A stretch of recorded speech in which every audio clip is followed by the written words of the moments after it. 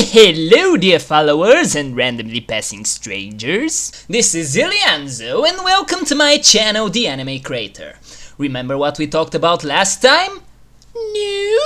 Well then let me remind you, my lovelies. We talked about possibilities in the afterlife and where you go before you begin your life anew, just before you get obliterated. And since we are still on that wave, I decided to ride it all the way. Your typical question might be, what does he have in store for us on this fine day? Ha!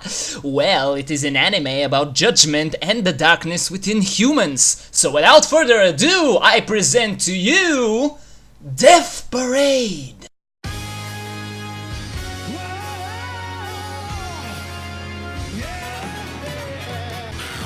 The story. After death, humans go to either heaven or hell, but for some, at the instant of their death, they arrive at the Queen Decum, a bar attended by the mysterious white-haired Decum. He challenges them to the death game, wherein they wager their lives and reveal their true nature. Decum himself is the ultimate arbiter who decides who will win and who will lose, who will live and who will die. The series follows Decum, the lone bartender of the Queen Decum bar whose role in judging these souls changes when he meets a curious black-haired woman. So the story consists basically of a bunch of different stories that usually last for one or a maximum of 2 different episodes. The way that they have died and what exactly they have in common is revealed throughout the episode. Some of them are better than the others, but all of them are interesting in their very own way. The game consists of 2 people who are playing that are tied together by something that they did in their life before arriving here. Like for example, the first couple that arrived are married. However, thanks to the shock, the people who died don't really know that they have died yet and don't remember how and why they got here. Believing they're still alive and forced to play a game where their life is the wager, humans' deepest darkness is brought out and judgment can be made. However, it is often not as easy as it looks. Characters! The 2 main characters who you are going to be mostly stuck with are Decum himself and the black-haired woman, whose name is not yet revealed since she has amnesia. Decum, as an arbiter, is stripped of all kinds of emotions, or better said, he does not have any. For arbiters are not human, so they can pass judgment without showing sympathy or kindness towards the ones they are judging, which imposes the question, shouldn't you be human in order to judge other humans? Decum himself says that he has deep respect for humans who have lived a fulfilling life. Maybe that is even a hidden sign of him being jealous of humans without even realizing it. Judgment isn't something easy, quite the opposite actually, and even the methods he uses can sometimes be very questionable. Heck, even the decisions he makes aren't always right. Or are they? As time goes on, he even starts to question himself. Under the influence of the mysterious black-haired woman, he begins to question his own judgment. And that is one of the things I like about this anime.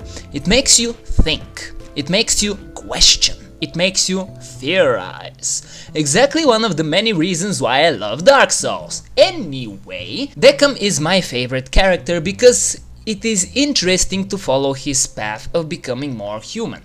The secrets behind the super mysterious black-haired woman are slowly revealed through the series. Can't say much about her without spoiling a lot, but she basically balances things out and often points out Decum's mistakes and makes judgment by following her very own opinion. They often don't see eye to eye, but she helps Decum a lot in understanding what is to be human and ultimately in the end helping him in making his judgments better. The rest of the cast does appear from time to time, but the focus isn't directed at them. Clavis, the elevator guy who runs the elevator, that's it, I can't say anything else about him. There is nothing else! Nona, who tries to keep things under control and bossing around Decum and the other arbiters. She watches as judgment is made in order to see the way the arbiters work, but never has any influence in their judgment whatsoever. Oculus Rift loses games to Nona, and I have no idea what exactly he was doing in the series. I really don't. I think people hate him for some reason, but I don't know why. He's just stupid and unnecessary. Ginty, who is an arbiter just like Deckham, but for some reason shows a lot more human emotions than Deckham, and it's never really explained why, which is questionable. In one of the episodes they switch to his bar, and it's interesting to see the difference between his style and Deckham's and the way Ginty does his own judgment that drastically differs from the way Deckham does things. There are a few more characters, but they don't serve a lot of purpose. The main focus is the poor unfortunate souls that must be judged, and this is where the series is very strong. The first, the last, and the one with the killers gave me goosebumps and made me fall in love with the show. Some of them are less impactful and emotionally strong, but quite honestly, in my opinion, all of them are good.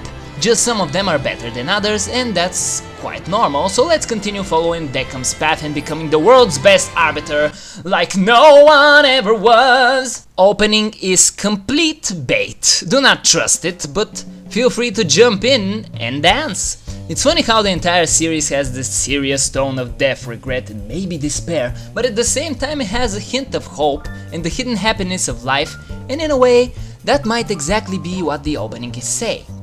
Is death truly the end of it all? Or a path to a whole new beginning? It's probably just a troll opening, isn't it? The ending though is what perfectly sets the mood for what the show is. I love it with a capital L and the rest of the letters. There are other good pieces here and there, they help set the mood right, but opening and ending pretty much blows everything away, like whoosh. Dub and sub. Maybe that's first, but I'd say go with the English dub in this one.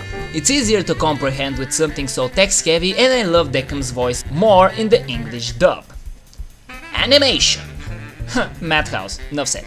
The series has its own unique look and everything is done right, even the action scenes that sometimes seem like they have come out of nowhere. If it's Madhouse, pretty much expect me to praise it. Oh hey, oh Madhouse! Final thoughts. Well, dear followers and randomly passing strangers, in my humble opinion I'd say that this is the best anime of the winter season. With interesting episodic episodes, very interesting and mature themes, and well executed and unique idea that you don't see as often as you would like. It isn't different in a way that makes you think it's different just so it can be different. It was well presented and makes you think. Sure, there are a few flaws here and there, but nothing is really perfect, except for Lord of the Rings and Hobbit. Ha! There was sort of this build-up with Oculus, but in the end he just said, screw it. It introduces some rooms and mechanisms and various things about this world and how things work around here, but in the end they don't really matter and we don't really need them. If left a mystery or left us guessing, it would have been better in my opinion. Putting that aside, if you're wondering if you should watch it or not, then it is very simple. Just watch the first episode. If you don't like it, then get out of here and run to your bikini warriors! And speaking about judgment, I shall pass down my own personal judgment and reward Death Parade with a 9.5 out of 10. Please make more of these and treat us with your wonders. This was Zilianzo and I'm glad you decided to stop by at the crater. Have a nice day and I hope to see you again next time. Don't forget to click that like and subscribe buttons, always a big help. If you have any suggestions on what I should review next, feel free to leave a comment. Those who do not leave comments shall be judged.